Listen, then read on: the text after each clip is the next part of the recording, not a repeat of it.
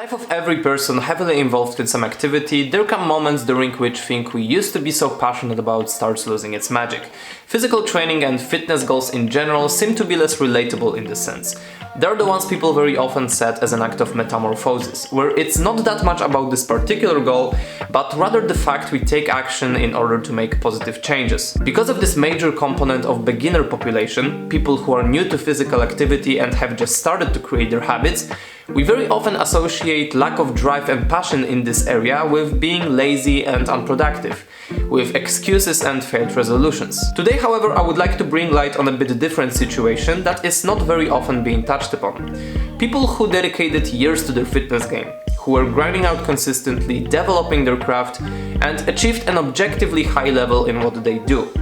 People whose big part of life was their physical training for several years, until something just snapped. That's exactly what happened to me around 6 months ago, and over this tough period I've been trying many things to regain my passion.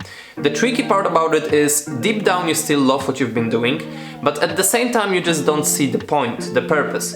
And because you have been part of this world for such a long time, things that have made you start your journey, like new elements or better appearance, seem not to be that exciting anymore. Everything happens at much slower pace when you're more advanced, and unlike beginner, you're aware of your barriers. On top of that, the hunger of getting these things may be suppressed by the fact you're probably comfortable with your fitness level at this stage. So you know how much effort is required to make progress, especially now, and you already represent a respectable level, which may cause the urge of improvement to be exiguous. Today I would like to share with you a bit of my story and give you a couple of tips and strategies that have just recently helped me overcome this what I call training rut and finally regain my drive and passion to my calisthenics training. Enjoy!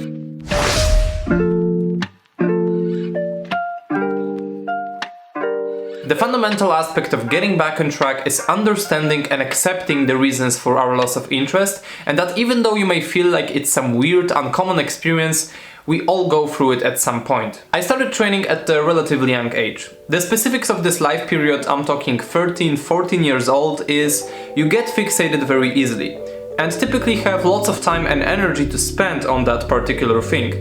Therefore, there are not as many distractions, and remaining centered and focused is much more visible. As you get a bit older, naturally more responsibilities come in your way, and that's when you may start realizing there are other areas you should put your time and effort in.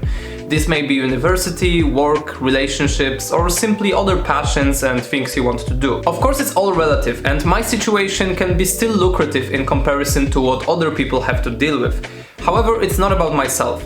I want to show that this simple shift of priorities is what causes most people to experience loss of drive. But obviously it can be caused by other factors, like for instance injury that is limiting us. No matter what your reason is, usually the mechanism is pretty similar. I call it the all or nothing mentality. We assume that if we can't put 100% of our previous effort into this thing, there's no point to even continue training at all. So we either desperately force ourselves to keep up with the prior schedule we cannot keep up with due to our prevalent lifestyle, or we start letting off completely, and usually one follows the other. In my case, the whole process was quite slow, and first symptoms ironically positive, or at least not very major. I stopped consuming so much online fitness content that was not providing me any value, just entertainment. I started cutting out things from my routine that were supposed to optimize my training or recovery, but were probably a waste of time anyways. And unlike in previous years, I started treating vacations as a total time off training, without even doing occasional handstand or push-ups in the hotel room. Well, most people won't even get to that point, and in fact there's absolutely no need for that. However, in my case, cutting out these behaviors was a clear indication that the role of training in my life has changed. As it turned out later on, my apparent minimalism and optimization were just the beginning. First time in years I stopped making notes of my training and stopped recording my sets. All I've been recording were simply attempts and appealing stuff I can post online. It very quickly escalated to the point I was coming in and doing only stuff I was feeling comfortable in and good at. Accessories stopped existing in my plan, and after a while the plan itself stopped existing. The consistency started gradually dropping, but what's funny is that the effects of it weren't visible at that initial phase. In fact, because I was coming in less frequently, I had more time to recover, and therefore my performance has temporarily increased. That's when I began justifying my actions and kind of lying to myself that what I have been doing was just allowing my body for more recovery and being more efficient with my time. Well, the reality was I was coming coming in when I wanted to and doing what I felt like doing without having any schedule or plan. What happened then were longer periods of break from training that were followed by a massive guilt and motivation spike. But the fact I was coming in weaker, unable to replicate what I used to do, was making the process repeat itself over and over. I've been going through some tougher period back then with my personal life, plus I've been involved in some important projects, and so after a couple of these cycles I just decided to take a break from training completely. During this interval of, let's say, detox, I had lots of time to reflect on why this all is happening. Why I can't seem to continue something that was the best part of my day for years, that my life has revolved around pretty much. And so my very first advice that I can give you is to simply take a break. If you find yourself to go back and forth, your engagement and motivation fluctuates day by day, it's best to let go completely for some time and come up with the strategy of reintroducing training to your life again. Now, I can't tell you how much time you're gonna need. It's highly individual and context dependent thing. What I can tell you from my experience is that I needed around 2 weeks of break from training to fully recharge mentally and physically. As we accepted the fact our current schedule may not let us deal with same workloads and demands, it's very important to keep that in mind when taking our next steps. Especially after a short break of this type, it's very easy to fall in the trap of revolution, the mistake I did first time coming back. What essentially happens is you get that spike of inspiration, that sudden drive that you want to use and do a massive comeback, basically reintroduce training in a spectacular way. Unfortunately, it usually ends up with massive overloaded routine that you can't stick to long term, usually combined with some other drastic changes regarding nutrition or habits in general. Now, it's totally understandable. We went through all that fitness grind for years and now we're basically creating a habit of working out again. It's a massive blow for our ego, but just know that it's temporary and you're gonna get back soon. Be sure not to introduce too many habits at once by, for example, drastically changing the way of eating along with getting back to training. I know the temptation might be high, but we gotta do one thing at a time in order to be successful long term. I also recommend to schedule your first training week during a bit lighter period, or at least not the one filled with most obligations and stress. As we have that established, an essential part of the comeback is switching our mindset and approach to training. This is something especially calisthenics athletes may relate to, I think.